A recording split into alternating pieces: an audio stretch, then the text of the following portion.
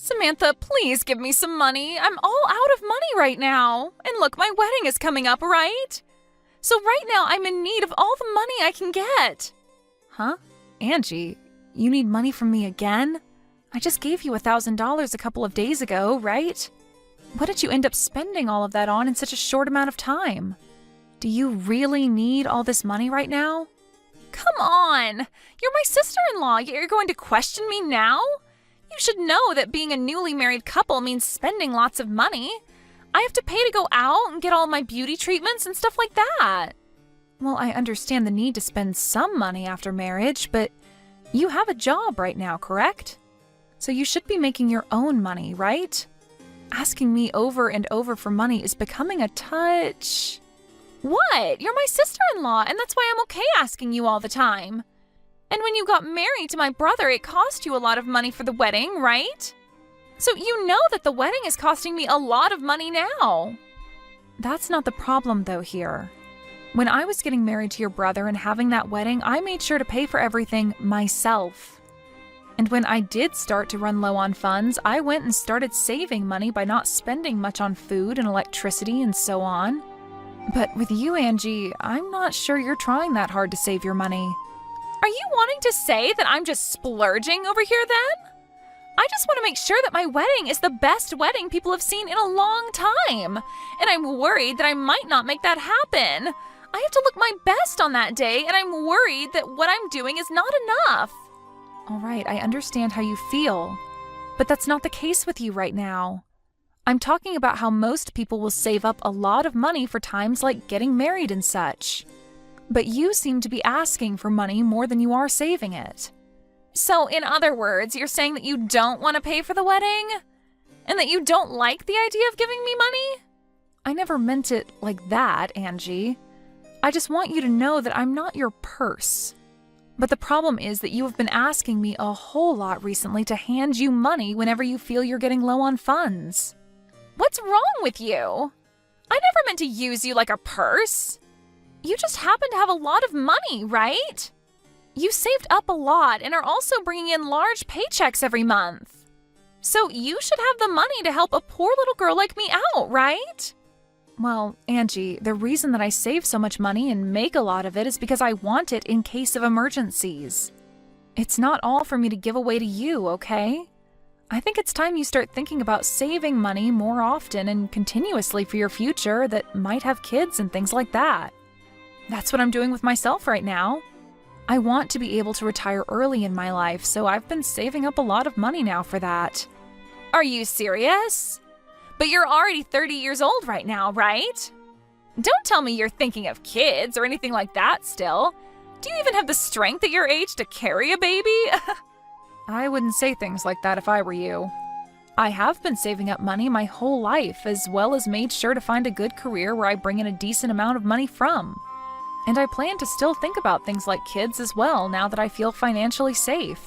And that's why right now I'm at that point where I might actually want to become a mother. Is that so? But if you give some of your money to younger people, you won't face any problems, right? Heck, you can give money to me like I'm your kid and I'll go ahead and have a baby for us. That is not what any of this is about. And another thing, Angie, what's going on with you? Recently, you've become a bit too forward with your thoughts and it's getting a bit out of hand. Is that what you think? Because I've been thinking the same thing about you, Samantha. Recently, you've become more of a selfish penny pincher around me. You have all that money, but you aren't willing to share it. Well, if you want money so badly, then why not get a side hustle? Then you can start to make even more money for yourself. Because I'm not going to be the one to keep handing you money left and right. I have to give up a lot of my time working to make money like I have been. Oh, please, I'm not the kind of person that does well with a job. I'm already planning to become a housewife the moment we have our wedding. So that's why I quit my job a little while back. Leaving that place to be a free woman, it felt so good to become my own person again. What? You already quit? Don't you think that was a bit too early on your part? And right now you still have a lot of time left before you guys get married, right? So you should be using the time you have now to work your hardest and save up a lot. Samantha, you really love to talk about money, don't you? Why, if one has time, should they have to use it to make and save money? In my case, I'm going to be getting a lot of money with this marriage, so I don't have to worry about wasting my time working when I can rely on others for money. You're talking about relying on me right now. Well, you're one person that I rely on, but my fiancé is expected to be making bank in a few years more.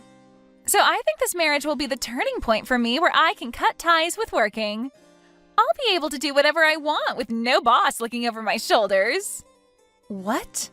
Is your fiancé okay with you doing something like that?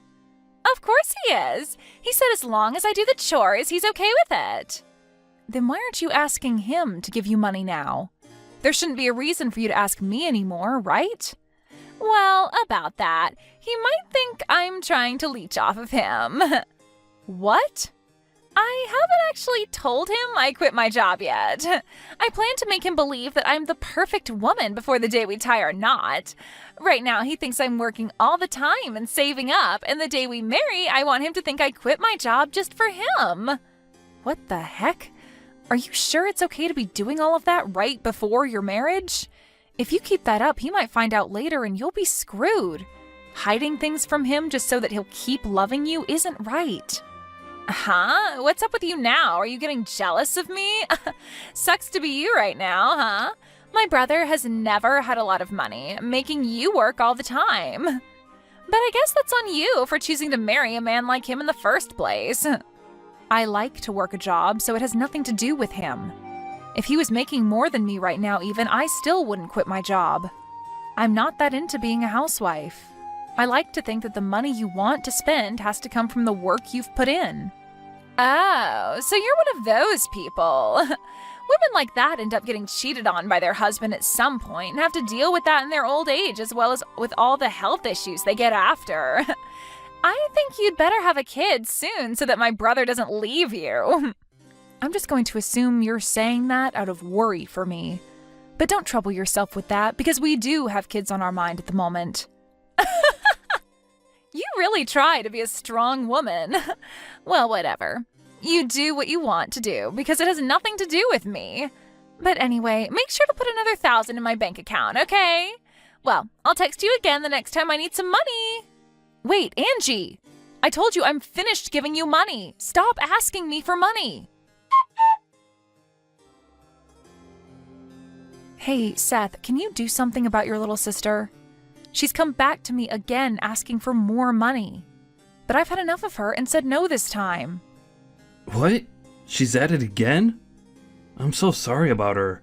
She really has no clue what she's doing right now. I'll make sure to tell her again, but with a bit more seriousness this time. But what's worse is that she's told me she quit her job. And that's her reason for asking me all the time for money now. Don't you find all of this a bit strange now? I am not her eternal ATM, okay? What? She quit her job now too? I get that she wasn't making that much working there, and would come and ask me from time to time for money, but I think once she's married, all of this will be resolved. I'm sorry, but that girl has gone on with all of this long enough, Seth. Remember when we took a small vacation together and let her stay at our place? We came back to our house being a mess and a lot of our things missing because of her. I know that she has a lot of things wrong with her in her head. I just didn't think she would go this far. It's because while we were out of the house, she saw my checkbook and saw how much money I was making. That's when she started asking me for money as well. But what I learned today is that her fiancé apparently has a lot of money as well. So I really hope that you're right about saying that after her marriage, this should all be resolved. That's just a hope of mine, though. You don't have to give her any more money, okay? Yeah, I'm sure it won't be. For a little while, I thought she was a nice person to deal with, but recently she's gone too far and I'm not having it.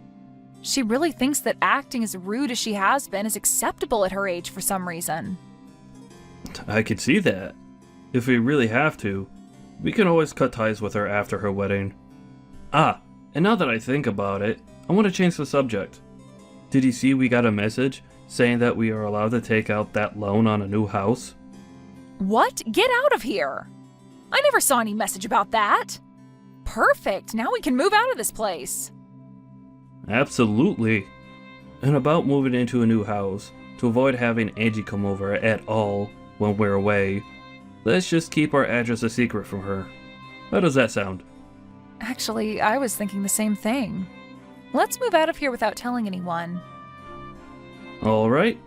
Well then, let's end our rental agreement on this place once her wedding is over. And then we can get out of here. All right, that sounds great.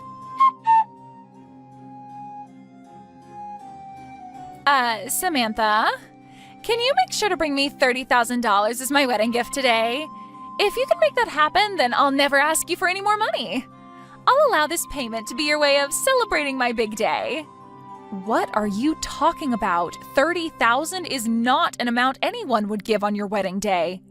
But I'm your sister-in-law, and it's normal for you to want to give me a large amount, right?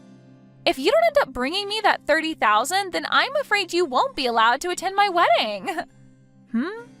I'm telling you that the $30,000 is not only a gift for me, but an entrance fee as well now. And it would be terrible if the family saw that you never showed up to my wedding. They might think of you as a stingy and selfish sister who doesn't care about us. Oh, understood, Angie. So that's what you think of me being your sister-in-law? That's right. As long as you give me that last bit of that money, I'll no longer bug you anymore. I'll even consider you my real sister if you can give me that money. So I'm looking forward to that money getting to me. Then I'd like for you to pay me $60,000 for your wedding. Huh? What are you talking about? You haven't heard yet? I planned on paying for this whole wedding for you. I had worked for the group that put together this wedding before, and so I got a discount through them to give you this wedding. And I was totally fine doing that for you because I believed you were like a cute little sister to me. Huh? Wait. The ones paying for this wedding should be my parents and my brother, right? Well, at first, that's what they'd all been saying. But then things turned into only your brother and I having to pay. Because your parents were kind enough to pay for part of my wedding back in the day. I didn't want to make them pay for yet another wedding again, so I told them that just Seth and I would pay, half and half. Huh? Are you kidding me? If I'm to stay away from your wedding, though, I won't be able to get that discount for the wedding. And the full price will have to be paid. And after taking a look at the original cost, it'd be $60,000. And that would need to be paid by you. Well, good luck with that. You're lying. Wait, I never heard a thing about this. If I'd known that, I would have been a little nicer to you. You shouldn't have had to know about that to be nice to me, though.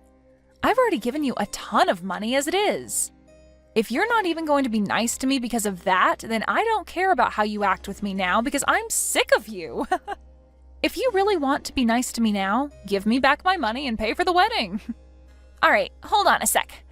And now that I think about it, it's all right for you to come to my wedding. I won't make you pay that $30,000 anymore now. I don't need it anyway, so just pay for the wedding and I'll be set. I'm not paying for it now. I don't have the money anymore to be paying for a rotten girl like you. You would never be able to pay for a wedding like the one I put together for you anyway, so at the very least, you should be saying thank you for that first. All right, I'm sorry. Just come to my wedding now and make sure to pay for it. No. I'm planning on explaining all of this to your family right now as well. And then I'll head back home and enjoy my day off work. And Seth is with me right now, and he says he'll be coming home with me as well. If you're going to do that, then I'll come to you right now. I'll come to your house and start screaming at the top of my lungs and make all sorts of noise to make you guys pay. If you don't want me to embarrass you guys in front of all your neighbors, then shut up about going home and come pay for my wedding. We've already moved into a new house, so the place you knew about isn't where we're living anymore. So you can go there and make all the noise you want, but you'll most likely be taken away by the police. Huh? What? That's definitely a lie, right? I'm not lying, Angie. I told you, I plan to go to the next phase of my life and hope to become a mother. So we've bought a house and we'll start to work on making babies and having a fun little family here. And since you'd be getting in the way of that, we're cutting ties with you. Wait, I get it now. I'll apologize to you for real now, so come back here. I really do not want my wedding to fall apart now.